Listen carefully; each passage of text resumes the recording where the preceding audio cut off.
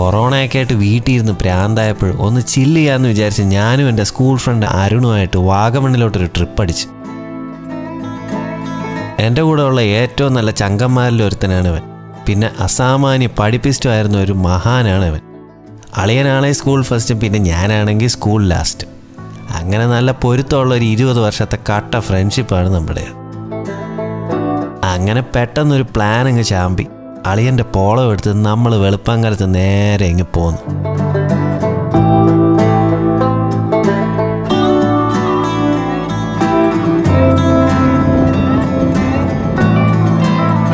ഏകദേശം വൈകുന്നേരത്തോടു കൂടി തന്നെ സ്ഥലത്തെത്തി.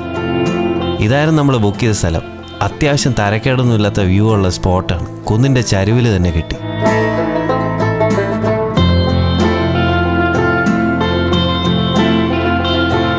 അങ്ങനെ നെക്സ്റ്റ് ഡേ നേരം പരവര വെളുത്ത ഉടനെ തന്നെ നമ്മൾ നമ്മുടെ പണി തുടങ്ങി. നമ്മുടെ ഏറ്റവും വലിയ സമ്പാദ്യമായ പാഷൻ, ഫിൽമിങ്.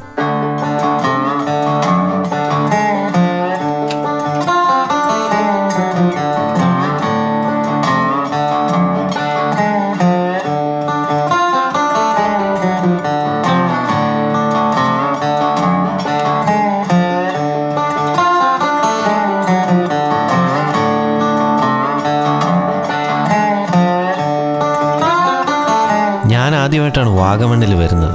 ഇന്നത്തെ ദിവസം ഒന്ന് എക്സ്പ്ലോർ ചെയ്യാനുള്ള പ്ലാനിലാണ്. വാഗമണ്ണ് പൊതുവെ അത്യാവശ്യം നൈസായിട്ടുള്ള ഓഫ് റോഡ് ട്രെയിൽസിന് ഫേമസ് ആണ്. അതിനുവേണ്ടി വാഗമണ്ണിൽ ഓഫ് റോഡൊക്കെ ഓടിക്കുന്നൊരു ചേട്ടനെ നമ്മൾ പരിചയപ്പെട്ടു. പുള്ളിയുടെ പേര് ബിജു എന്നാണ്. ആളത്യാവശ്യം കൂളാണ്. 10-15 വർഷമായി പുള്ളി ഓഫ് റോഡ് ഓടിക്കാൻ തുടങ്ങിയിട്ട്. പുള്ളിക്ക് നമ്മളെ കണ്ടുടനെ തന്നെ മൈൻഡ് സെറ്റ് മനസ്സിലായെന്ന് തോന്നുന്നു. സാധാരണ ടൂറിസ്റ്റ് സ്പോട്ട്സ് അല്ലാതെ ഇച്ചിരി ഇനാക്സസിബിൾ ആയിട്ടുള്ള സ്പോട്ട്സിലൊക്കെ കൊണ്ടുവന്നിട്ട്. അപ്പോൾ ഇതാണ് ഇന്നത്തെ plan.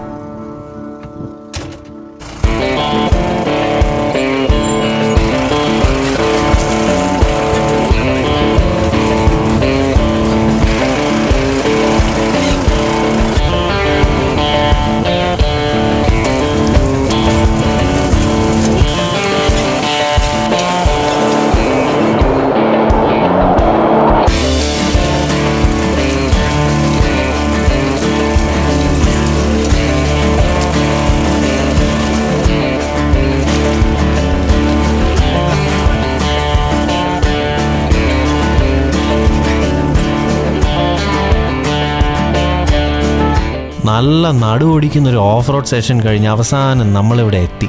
Courtesy two off road ചേട്ടൻ. കോട്ടമല എന്ന് പറയുന്ന ഒരു വ്യൂ പോയിന്റിനടുത്തുള്ള ഏതോ ഒരു മുട്ടക്കുന്ന്. ഇവിടെ അങ്ങനെ അധികം ആരും വരാറില്ല. അതുകൊണ്ട് തന്നെ ഡ്രോണൊക്കെ ഫ്ലൈ ചെയ്യാൻ പറ്റിയ സ്പോട്ടാണ്.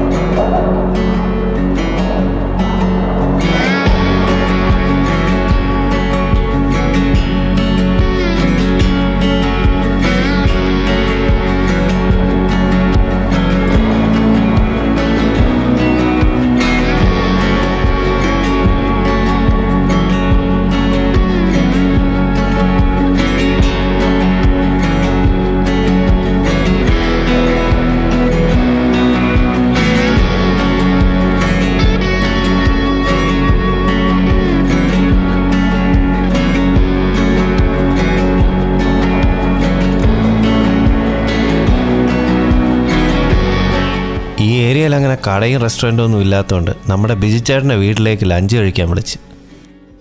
അങ്ങനെ നമ്മളിവിടെ നേരെ അങ്ങോട്ട് വിട്ട്. പോകുന്ന വഴി തന്നെ പുള്ളിയുടെ ഒരു കൃഷിസ്ഥലമുണ്ട്. അവിടെ നിന്ന് നമുക്ക് ലഞ്ചിന് വേണ്ടിയുള്ള കപ്പയൊക്കെ പിഴുതെടുക്കാൻ കയറി. കൂടെ വീഡിയോ എടുക്കാൻ ഞങ്ങളും ചാടി.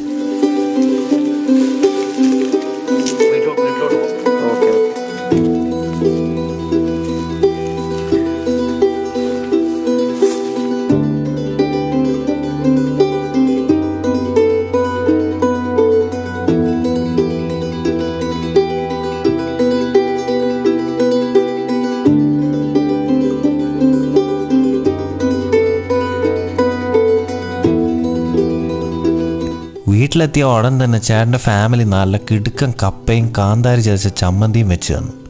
പിന്നെ പൊളിഞ്ഞ വിശപ്പായതുകൊണ്ട് അധികം സൗണ്ടൊന്നും ഉണ്ടാക്കാതെ മൊത്തം സാധനം അകത്താക്കി. അങ്ങനെ ഫുഡ് അടിയൊക്കെ ഒന്ന് സൈഡാക്കിയ ശേഷം നമ്മൾ വീട്ടിന് തൊട്ടടുത്തുള്ള ഒരു കിഡിലിൻ്റെ സ്പോട്ടിലോട്ട് പോയി. നല്ല ഇരുണ്ട കാടും അരുവിയും തണുപ്പും ഒക്കെ ആയിട്ട് മൊത്തത്തിലൊരു നൈസ് വൈബായിരുന്നു. സത്യം പറഞ്ഞാൽ ഈ ട്രിപ്പിൽ ഞങ്ങൾക്ക് ഏറ്റവും ഇഷ്ടപ്പെട്ടൊരു സ്പോട്ടായിരുന്നത്. ക്യാമ്പിങ്ങിനൊക്കെ പറ്റിയ ഒരു സ്ഥലം. ഇവിടെ എത്തണമെങ്കിൽ ഒരു കുഴിയൊക്കെ ഇറങ്ങി വരണം. അതുകൊണ്ട് വൈൽഡ് ആനിമൽസൊക്കെ വരാനുള്ള ചാൻസും കുറവാണ്. നോക്കിയും കണ്ടും താഴോട്ടിറങ്ങിയില്ലെങ്കിൽ മൂക്കും കുത്തി തലവുത്തിന് കിടക്കും. പിന്നെ ഇവിടുത്തെ ഹൈലൈറ്റ് എന്ന് പറഞ്ഞാൽ ഇവിടെ താഴോട്ട് നല്ലൊരു കുഴിയുണ്ട്. ഈ സ്ട്രീം ഒരു വാട്ടർഫോളായിട്ട് താഴോട്ട് വീഴുന്നുണ്ട്.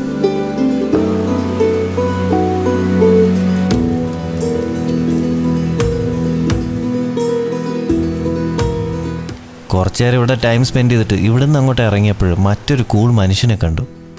പരിചയപ്പെട്ടപ്പോഴല്ലേ അറിയുന്ന പുള്ളിയുടെ കയ്യിലിരുന്ന ഒരു എരുമയാണ് ജല്ലിക്കെട്ട് എന്ന് പറഞ്ഞ സിനിമയിൽ ഉപയോഗിച്ചിരുന്നതെന്ന്.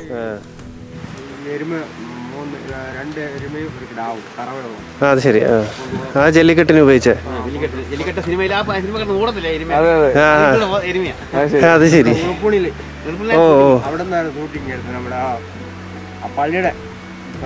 ഓ അത് ശരി.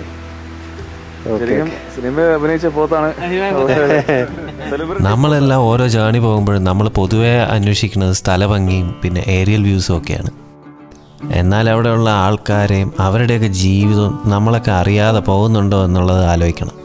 അതെല്ലാം കൂടി ചേരുമ്പോഴാണ് ഈ സ്ഥലങ്ങളുടെയൊക്കെ യഥാർത്ഥ ഭംഗി നമുക്ക് ഫീൽ ചെയ്യുന്നത്. ഇത് നമ്മുടെ ഫസ്റ്റ് മലയാളം ട്രാവൽ ഫിലിമാണ്. ഇനി അങ്ങോട്ട് ഇതായിരിക്കും നമ്മുടെ പുതിയ ഡയറക്ഷൻ. പുതുതായി വരുന്നവർ please hit the subscribe button, പിന്നെ ബെല്ലൈക്കൺ അടിക്കാൻ മറക്കണ്ട. Okay, so Shyam Gopakumar films signing off.